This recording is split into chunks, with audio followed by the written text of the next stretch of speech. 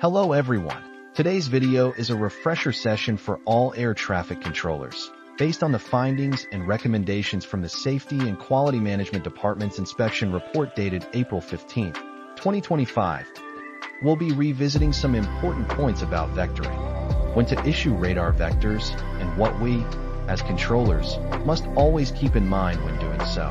According to international and domestic standards.so first, what exactly is vectoring? Let's read international and domestic documents together.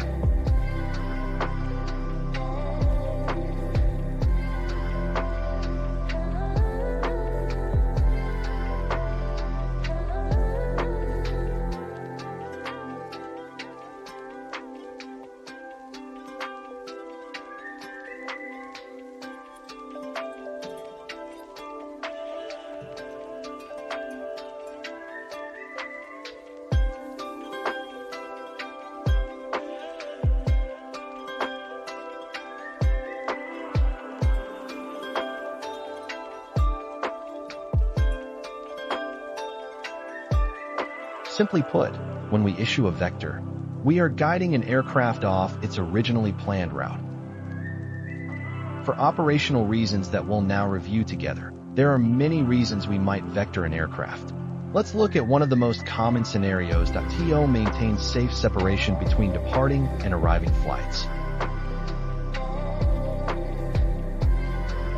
Or to facilitate a straightforward climb or descent, we provide vectors. And there are important ICAO references related to this. Document 9931, Continuous Descent Operations, CDO, issued in 2010. Document 9993, Continuous Climb Operations, CCO, issued in 2013. Applying CDO and CCO practices not only enhances safety, but also improves efficiency, reduces fuel burn, and cuts down on CO2 emissions. Big wins on all fronts. Now, let's look at a situation we often encounter. Sometimes, to ensure separation between a departing and an arriving aircraft, we may have to vector one or even both of them. In our example, we're issuing a vector to the departing aircraft. Now you might think, as long as separation is maintained, there's no problem, right? And yes, safety always comes first. But that's not all. There are two more key things we must pay close attention to. First, providing information. When giving a vector, we must clearly explain the reason to the flight crew. This helps the crew make the necessary recalculations, better anticipate what's ahead, and it minimizes the risk of misunderstanding between pilot and controller. Second, efficiency.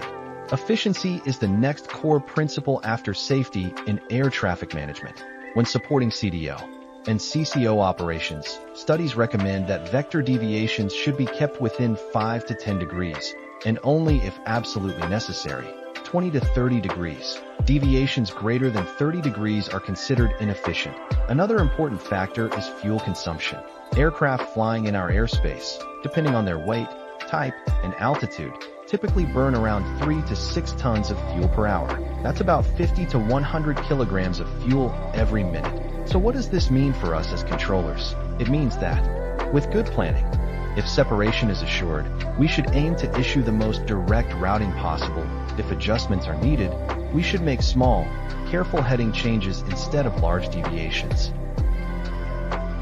Finally, I encourage you all to review how we provide clear, informative traffic information, and to refresh your knowledge of standard phraseology. That let's continue working together to keep operations safe, efficient, and professional. Thank you for your attention.